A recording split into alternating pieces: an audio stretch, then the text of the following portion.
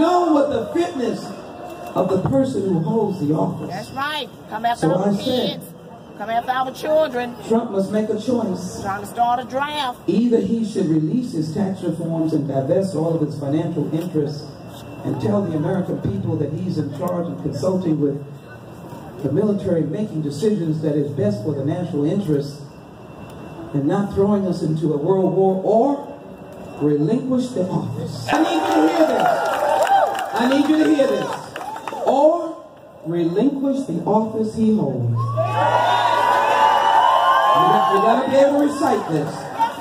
Due to his inability, I'm taking from the Constitution, to take care that the laws be faithfully executed and to preserve, protect, and defend the Constitution of the United States of America. Now, first of all, it seems to me, you gave an excellent speech, and it seems to me one of the things that you're saying in the speech is that there was going to be potential reason for President Trump's impeachment. Tell me a little bit about what you were alluding to. Well, let me be very clear. We have the responsibility to ensure that the presidency and the person holding that position is following all the laws of the United States of America, not violating laws that may involve foreign agents in your campaign and or administration, foreign collusion in the skewing of the election of 2016. So my point was, let us not run away from the truth, and we are continuing to investigate. Many people don't realize that when you say misdemeanors, high crimes and misdemeanors, you're not talking about the burglary of the Watergate. That is not perceived as our only act.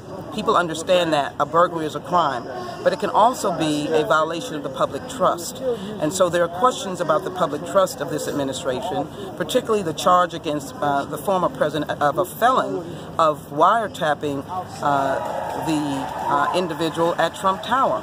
That has been literally debunked.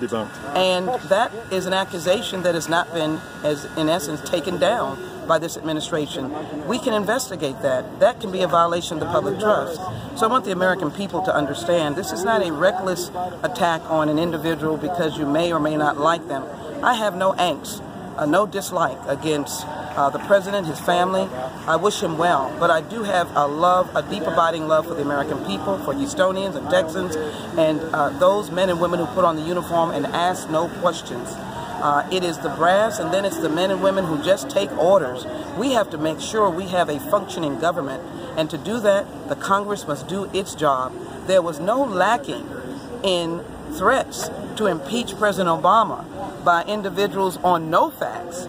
And so when you have facts, it would be shameful for Republicans and Democrats who are members of Congress not to proceed under the law to investigate what they should investigate and determine the truth. Now, had Obama or some Democrat been in bed with a foreign power, as President Trump seems to be, Republicans would have been going heads over heels to do something about it. Right now, we do not see that with Republicans. My question to you is, will Democrats, I mean, you are one of the few that are really out there speaking in these words. Will we see more Democrats speaking those words? And secondly, behind the scenes, have you seen Republicans get concerned about the issue with Russia, given a 2018 election that likely will be used against them? Well, let me be very clear. There's a lot of hard work going on. I hope my Republican friends will help seek the truth. There is no doubt that on the very day that President Obama was inaugurated, there was a group of Republicans who indicated that he would be a one-term president. Democrats never did that. In addition, a Republican shouted out, "The State of the Union, you lie."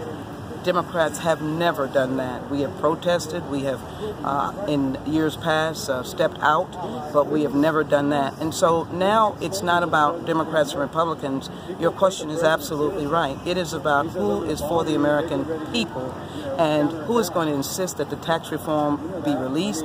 That would not last 10 minutes for President Obama and the First Lady while they were in office, or any other president. That's shameful on the part of Republicans. It's just shameful. And then the idea of the Russian collusion. You can't overlook Mr. Manafort. You cannot overlook Mr. Page or Mr. Stone. You must investigate what were they and how did they influence this administration. And finally, The emoluments clause, that's a constitutional provision. What is going on? Where are these monies going? What is going on going to Mar-a-Lago every weekend so that more and more customers or people who come to enjoy it are coming? Why are they coming? What's going on?